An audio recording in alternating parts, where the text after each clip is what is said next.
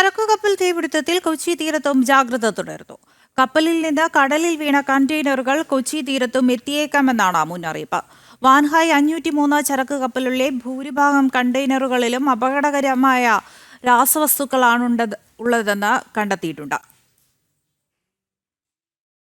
തീപിടുത്തമുണ്ടായ കപ്പലിൽ നിന്ന് കടലിൽ വീണ കണ്ടെയ്നറുകൾ തെക്കിഴക്ക് ഭാഗത്തേക്കാണ് നീങ്ങുന്നത്. അതിവേഗം തീപിടിക്കുന്ന വസ്തുക്കളാണ് ഭൂരിഭാഗം കണ്ടെയ്നറുകളിലും. രാസവസ്തുക്കൾ ഏതാണ് എന്നതിൽ കൃത്യത വന്നാൽ മാത്രമേ ഇവയുടെ അപകടം വിലയിരുത്താനാവുകയുള്ളൂ. കാറ്റിന്റെ ഗതിയനുസരിച്ച് തൃശൂരിലെയോ കൊച്ചിയിലെയോ തീരങ്ങളിൽ കണ്ടെയ്നറുകൾ ഒഴുകിയെത്തിയേക്കും. കോഴിക്കോട്, കൊച്ചി തീരങ്ങളിലാണ് ജാഗ്രതാ നിർദ്ദേശം. ക്ലാസ് 3, ക്ലാസ് 4-1, ക്ലാസ് 4-2, ക്ലാസ് 6-1 വിഭാഗങ്ങളിലെ ചരക്കുകളാണ് കപ്പലിലുള്ളത്. അപകടകാരിയായ 157 ഇനം വസ്തുക്കൾ കപ്പലിലുണ്ടായിരുന്നതായാണ് വിവരം. ബെൻസോഫിനോൻ, നൈട്രോസെല്ലുലോസ്, സിങ്കോക്സൈഡ്, മീഥൈൽ ഫിനോൽ എന്നിവയും കണ്ടെയ്നറുകളിലുണ്ട്. കണ്ടെയ്നറുകളോട് 200 മീറ്റർ ദൂരം പാലിക്കണമെന്നാണ് ദുരന്ത നിവാരണ അതോറിറ്റി മുന്നറിയിപ്പ് നൽകിയിട്ടുള്ളത്. തീരത്തടിയുന്ന കണ്ടെയ്നറുകളുടെയും സംശയകരമായ വസ്തുക്കളുടെയും അടുത്തേക്ക് പോകരുതെന്ന് പൊതുജനങ്ങൾക്ക് മുന്നറിയിപ്പ് നൽകിയിട്ടുണ്ട്. കണ്ടെത്തുന്ന കണ്ടെയ്നറുകൾ കസ്റ്റംസ് കണ്ടുകെട്ടും.